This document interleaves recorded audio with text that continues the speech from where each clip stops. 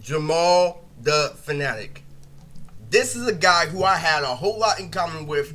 This is the theme of season 2. Now, season 1 was all about comedy and literally how people work and literally seeing through people's deception and literally getting to know like the full story about how people used to gaslight me versus what the actuality of the situation was. And this was a very heavy insider that while I learned a whole lot about people, while I learned a whole lot about people with special ed, while I learned a whole lot about what people think regular ed is, how smart people think that they're smart but they're really fucking stupid, all ties into this guy named Jamal. Jamal is literally the theme of season 2, because season 2 was all about storytelling and literally not much else, because of the main fact that season 2 is about life lessons and literally relatability and literally beautiful storytelling, versus season 1 that's impacted with so much comedy that it gets in the way of the story. So this is literally the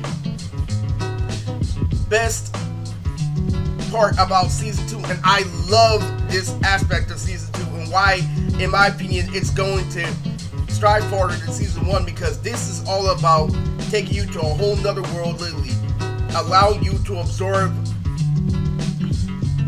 the realness of my life, the relatability of my life, and literally how so many people can relate to you, yet how so many people are different. And this is all about a great moral and life lesson that I learned through Jamal.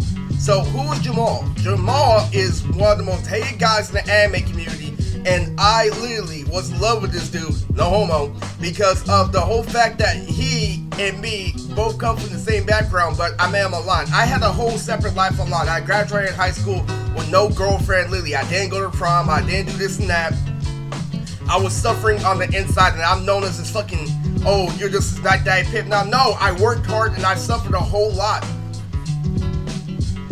Literally, I come from literally 4 years of not reaching my goal in high school to get a girlfriend, and literally I get made fun of online constantly, and the pain just didn't fucking stop. And you wonder why I'm getting all this ass today. You think that's not karma? Okay, moving on. Jamal was known as a hater. Jamal was known as what you call a troll. If you don't know what a troll is somebody who creates a lie and he backs his lie up with repetitive statements that aren't really true. What he does is he picks and chooses information, but everything that he chooses from the story backs up his statement. So it's 100% believable if you don't tell the full story. Somebody broke down to me, a lie is no longer a lie if you're a troll, because you're backing it up with so much fucking logic to a point where somebody's forced to believe it. It literally creates fucking reality, and that's what Jamal was. But he wasn't a troll in real life. I'm gonna tell you what Jamal was. So during the days where I'm not getting any pussy, I'm venting to people online about my personal problems. I'm so fucking infatuated with just talking to people, because I can't talk to my family, I can't talk to people in real life at the time. This is literally why I just graduated high school, where they told me it was all gonna get better. No, you have to make it better. It's why I learned how life. You can't rely on people's words without experience. So why was Jamal a troll? Jamal was a troll because he had opportunity that I have. And you want to know a lot about me and my friends? A lot of people call me Haku in real life because of the whole factor that I take advantage of the opportunities that they had in real life.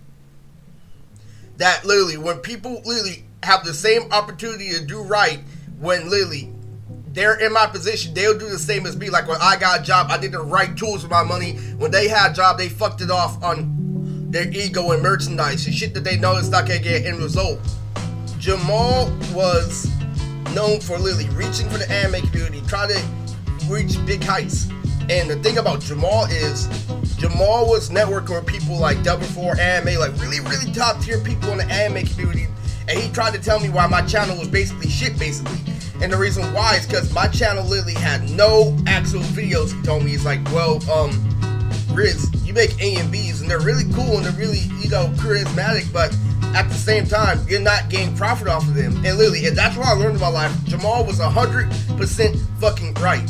And when he met me, it was fucking fantastic, because he never met somebody in the anime community with so much fucking charisma. He's like, are you sure you watch anime? You look like the guy I buy weed from. Jamal was super funny. Jamal was literally trying to get a high tier on YouTube, and so many people he fucked over in life, but he was going through a whole lot of shit through school. He was literally suffering from being a foreigner. He was suffering from all this other shit. Jamal was literally so fucking cringy where it came to fucking people over who supported him. Because what happened is he had to support himself, and I learned that from a long time, that he was relying on other people to fill a gap that he needed to fill himself.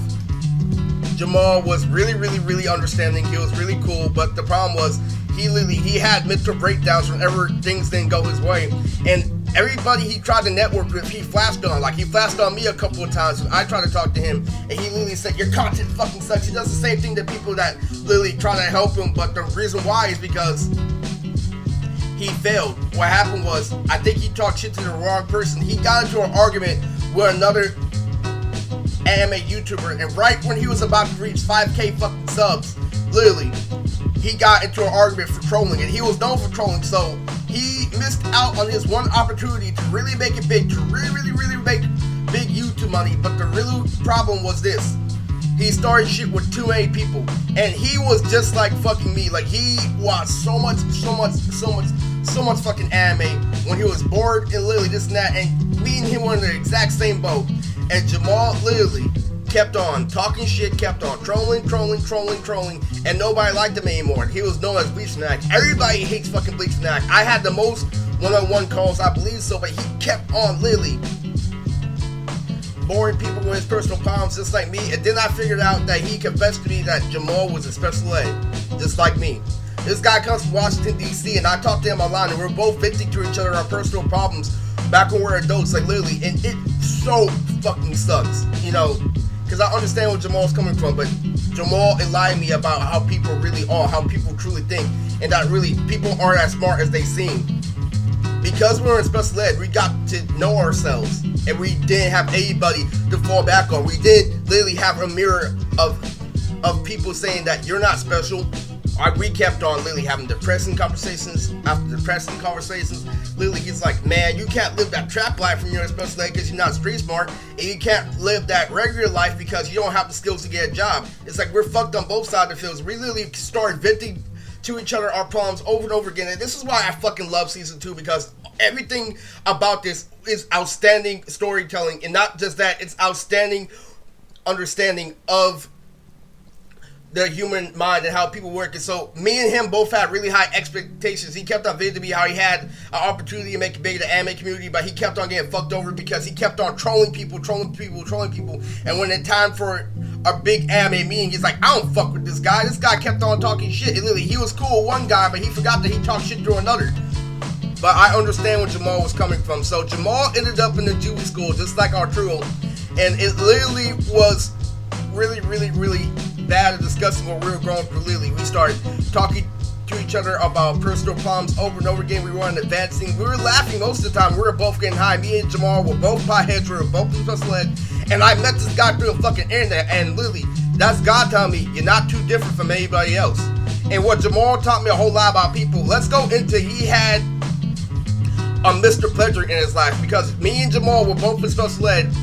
Jamal had a Mr. Pleasure, and his name was Mr. Rance. Mr. Rance was a tall black guy that played baseball, that did everything else, and he tried to tell Jamal that he had a lot of potential. And he always told Jamal the best things between street codes, just like Mr. Pleasure told me the best things between street codes. And it literally was the best fucking time of my life. I don't think I had any more multi-dimensional conversations I had with him than anybody else. Even though Arturo was a fucking ass, I feel like Jamal was like way more multi-dimensional. He knew a whole lot more about video games. And literally, the reason why, you know, he fell flat was because he kept on seeking validation from people, and he couldn't get validation for the higher ups, like from Neverworld, and he couldn't get the praise for fucking Tekken 101. He couldn't get any of that shit. And the reason why is because he started hanging out with like lower tiers, like people with like less subs than fucking me at the time. And it really was fucking retarded, man. He kept on fucking over the only people that liked him over and over again because he was going through shit. He confessed to me one day that he was suffering from not getting bitches in school, from not doing this and that. And I tried telling him, you know, because I tried helping him out. I'm like, man, like, it really fucking sucks, but getting with a girl just to treat her as a piece of meat is the same as jacking off. And he's like, no, Riz, I can't believe that. And it was actually true, but I wasn't too experienced. I was just trying to get him to calm down because me and Jamal were both suicidal at the time. We were both relying on this internet shit to make ourselves feel better. So I want to tell you, this is where I truly come from. Jamal is the greatest example of who I used to be and why I had to change as a person. But there's a revelation that me and Jamal both had, to where we both didn't need the anime community, and I didn't need validation from the people from high school. So I'm gonna start off with Jamal and why he literally advanced as a person and why he got cut off YouTube. So I'll start with Mr. Rance. Mr. Rance was literally trying to tell Jamal this. So Jamal was confessing to me like how I'm not listening to my parents. I think they're fucking right because every time I show off my things in school, they always get took and stuff like that. Everything that my parents told me came to life. I'm like, yeah, that's true. But that's because your parents were the ones who actually punked people like you back in the day. As I figured out when I got older, they tell you all that shit without telling you the full story about what they went through and how they used to be the school jock and nerds. And even though they suffered from it in the future, they still got more resources from it by being a more likable person. And you have to understand that in life. No matter how nice you are, you have to literally stop growing in your own fucking turtle shell. Reach your neck out and start reaching out to other people. Because it's not about what you know, it's about what you know and who you know. Oh, I know I am Sue, or I know enough to Pharaoh. Oh, but I have something in mind. I know how to make an AMV. It wasn't just who I knew, it was what I knew how to do. So Mr. Rance kept on telling them, you know, when they spoke with you, they got you. And so literally, so that was the whole fucking point about Jamal and like why he kept on literally kept on reaching out, and I learned when I was older that Mr. Rance was the fucking shit. I thought that Mr. Rance was just fucking him over, because I thought Mr. Pedro was fucking me over at the time. Because when I was young, he kept on telling me shit that didn't work, you know, but he was telling it from my own fucking safety. Whenever he told me to stay away from girls, Mr. Pedro told me, you don't want to get caught up with girls, because because people start shooting, people start literally start to come after you actually get girls the right way. So Mr. Pedro is actually trying to help me out, because he didn't want to tell me everything that comes down with getting girls in this society and why literally. And literally, he kept on trying to tell Mr. Rance, it's like, man, I'm suffering, I'm not getting any girls, I'm not getting this and that. So Jamal tried to show Mr. Rance's anime videos, and I showed Mr. Rance my anime videos my career both in high school.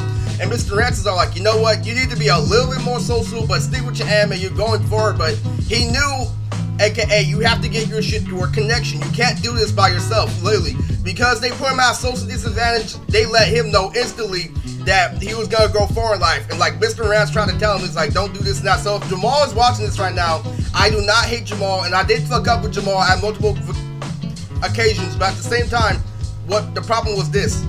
Don't believe what popular people say when they say, oh, you get your shit from the thrift store, oh, you get this and that. So if I get my shit from the thrift store, then why don't you try to steal it? And I'm trying to tell everybody that, well, Jamal, like, literally, if he is still listening, I want him to know that the real reason why they did everything, the real reason why Mr. Rance say they had to get you high in order to steal your stuff after he was flocking shit off, he literally, Jamal was confessing to me, crying and shit. He's like, I used to flock up shit that really didn't cost that much money. And I'm like, you know what? It's because they know you're in special needs, they know you get your shit at a discount, is why they're always trying to steal your shit. They may act like you don't have shit, but they'll be the first in line to try to steal that shit. You know why? Because they sell weed, they do all this shit, they get into a whole bunch of criminal activities for these joints. You basically get that shit for free compared to all the effort they're putting in.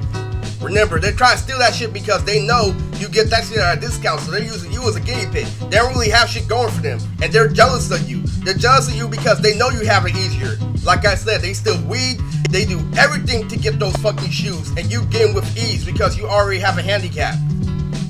So never believe what the popular kids say. Never believe that. If he's willing to fucking steal that, that means he don't got it for himself. That's really what you have to understand. So Jamal was literally going through shit, this, that, and Mr. Rance trying to tell him he's literally, Jamal being horny as fuck. We're all horny as fucking fuck. And literally, I confess to Jamal, remember, because you get your shit at a discount is why they're always trying to steal it. So don't ever feel bad for not being the stupid popular kid in high school. And he tried to confess to Mr. Rance literally that I'm not getting all these girls, I'm not getting this and that, like I'm such a terrible nerd. And Mr. Rance told him the realest fucking shit ever. He's like, you don't need a girlfriend, you just need friends. A girlfriend is too much drama. And I realized after I started literally having to fight people over and over again over some fucking girls, that Mr. Rance is 100% right. He didn't flat out explain to him at the time that's what it's gonna lead to. He's like, Lily, you don't need that shit. And I realized that I wish I still had friends. I wish I still had people that literally like me for who I am. And every time they pretend to be my friend, they always try to set me up for some other shit. Mr. Ranch was totally fucking correct. And I had a debate with him because people have this stupid thought that special ed is just literally just made for you to go outside so they can automatically take you to a pin. And I'm like, no. They feel you with so much perspective. They tell you everything right and wrong. So when you get out of it, when you get older, that you're going to realize that you had better. And you're going to realize that you didn't sell your soul to any dumbass gang and to any dumbass people. They're going to love you. That's why Miss Faye told me to keep on telling against Kevin. Even though I lost, he told me to keep on going. You really think that shit was full of shit? I thought Mr. Predator just gave up on me. He's like, once you get out of high school, once you understand that they're all fucking lying and faking, you have my back and you'll thank me for that. And that is literally why I fucking love my experience with special ed. They didn't make me laugh like him. They didn't like literally give me like undeniable life experience that weren't at my expense like them. Every time I did something like with them, it was always at my expense. So Jamal's special ed teacher, Mr. Rance, was the fucking shit because he told Jamal Lily. So Jamal was a little bit more street smart where it came to selling weed. So the thing is this, Jamal had ounce on him in school, and Mr. Rance told him Lily because they had a long conversation, like he was really buddy with Mr. Rance. And so Jamal was about to get caught in school, so he was literally talking to Mr. Rance like, bruh, I gotta stuff this real quick. So Lily, he stuffed it in his fucking pants, and Mr. Rance was like, no, put that shit out. I'm like, what? I thought we were hella cool. We had all these conversations and shit. He's like, bro, you gotta get caught anyway, so might as well face it head on. Is what the fuck Mr. Rance told Jamal. And so literally, Jamal did that shit, and he couldn't graduate. He was known as the guy who couldn't graduate high school. And it literally tormented Jamal, and Lily did this and that, and literally, Mr. Rance literally tried helping Jamal over and over again. He's like, I'm not getting any girl in school, so Mr. Rance pushed Jamal into a girl and told him to actually be confident. And literally, I realized that, I'm like, do not sell yourself short. And I realized that Jamal is hella fucking cool and that he really had positive influence. I used to think the same way about Mr. Petcher. Oh, he's just setting me up, but he's not really having my back. And when I got older, everything is crazy. Whenever, when you get things right, like we're saying, snap, it's the devil. When you work hard for something and literally sustain something, that's God. That's why they say it's better to get in a relationship instead of having one night stand, but that's subjective. I put too much work into myself to a point where I deserve respect. So when they try to put it, that comes in a different context because I put in the work within myself. So I didn't have to go through all those extra steps. So when they say that getting a relationship is better, it's with somebody who's actually worth it. And I'm a grown man by now that I can see through bullshit. I can tell when something's worth it and when it's not. 10 years I've been macking. I've been macking for 10 years, so please don't come at me with that angle, because that's not gonna work. Me and Jamal had the funniest fucking conversations.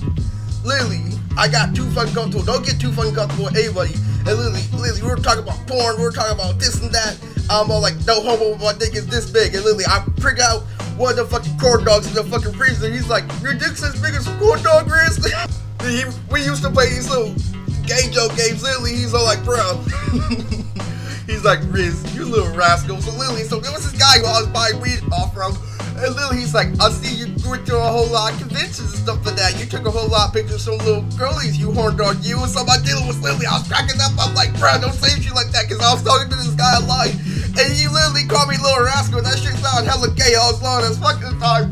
And so my dealer starts laughing. He's like, you little rascal. And so it was so fucking funny. I'm like, you straight? He's like, of course I'm straight. On the way to get the weed, I'm about to go to my girl's house. So literally, he comes back and he gives me a weed, but he also does a pack of strawberries in his hand. And so literally, I start talking to my dealer. I'm all like, oh, that's a really good deal. He's like, oh, why, thank you. Would you like a strawberry? And literally, I'm like, yeah, why not? He's like, oh, too bad. I was about to give that piece to my girlfriend.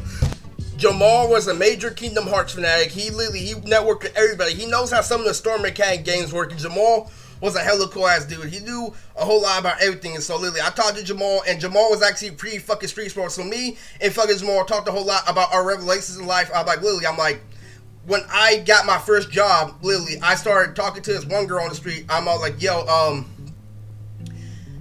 could you help me get some food? I'm not trying to panhandle. I'm not asking for change or anything, but could you help me get something to eat, even if you just have a card? And she bought me a whole thing at Panda Express, and Jamal talked to me. This was a part of both us growing up. He's like, Riz, that was hella street smart. How'd you figure that out? And so Jamal he started going in and out and started learning a whole lot more about life, and he started becoming a whole lot street smart. So me and Jamal both ended up at group homes, and we understood that we were growing up in life. I was getting more famous and Jamal was getting more underground work done, and he kept that low profile. So Jamal was kind of like a mob boss at the time, but he wasn't. What happened was, because he kept that low profile, he got access to things that anime fans could. I could tell that Jamal already got pussy. He started networking with a whole lot of K-pop girls and Lily. So Jamal literally had a name for himself underground. When I learned how to become a cosplay superstar, Jamal was already fucking girls and shit at the time.